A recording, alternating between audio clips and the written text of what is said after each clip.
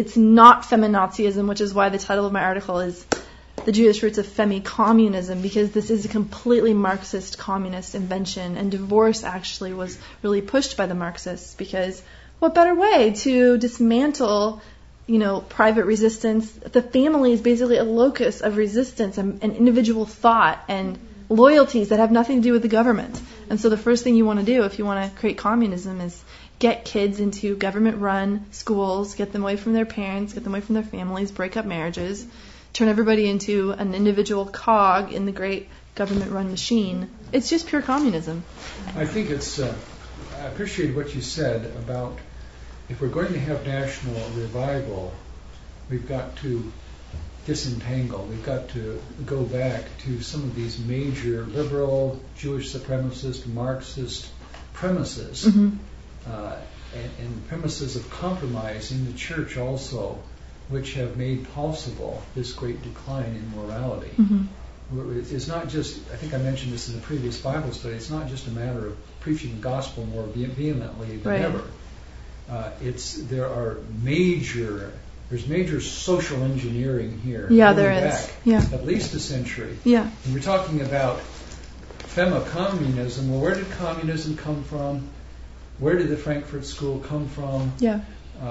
Where does 20th century liberalism come from? Even the Jewish encyclopedias say that modern FDR liberalism, the New Deal, came right out of the off-scouring of the Bolshevik Revolution, Jewish communists coming to New York, coming to the New World, becoming the leaders of trade unionists and socialist parties in America. Yeah.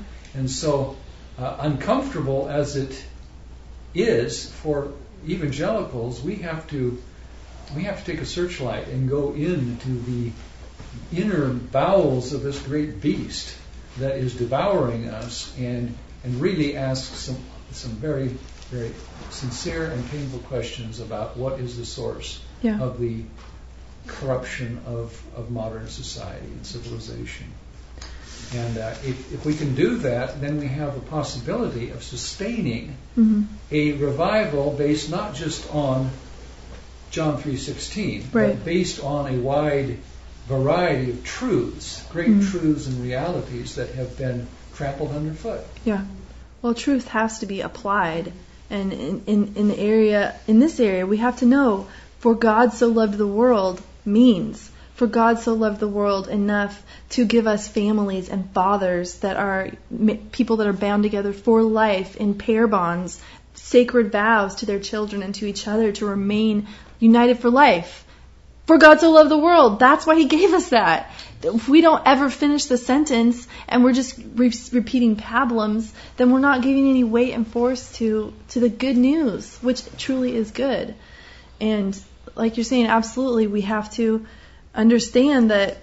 And on this issue, the line is very, very clear.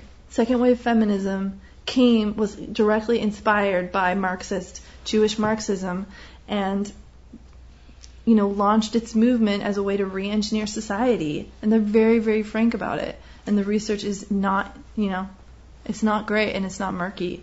And so I do pray that more people can become angry, truly angry about all of this propaganda and lies that we're being told about men, about Christianity, about marriage, and God alone can make that happen.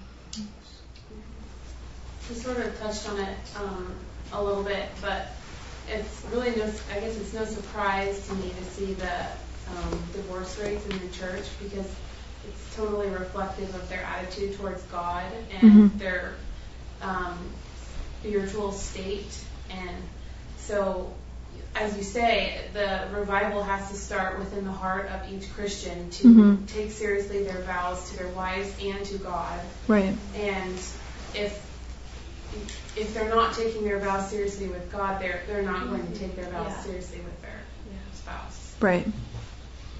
Well, obviously, adultery toward God, who is our first husband, our first spiritual spouse, is going to very soon manifest in unfaithfulness to our spouses and to our children and to our society, to our civilization.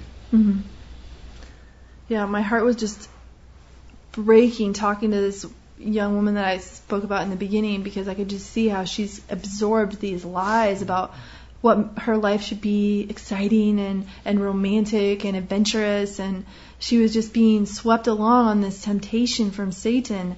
And I told her, obviously, you have to die to self first, die to self, and then God will give you the grace to live in the truth. But I could see the truth, which is that there is so much joy in God's way, in God's plan for us.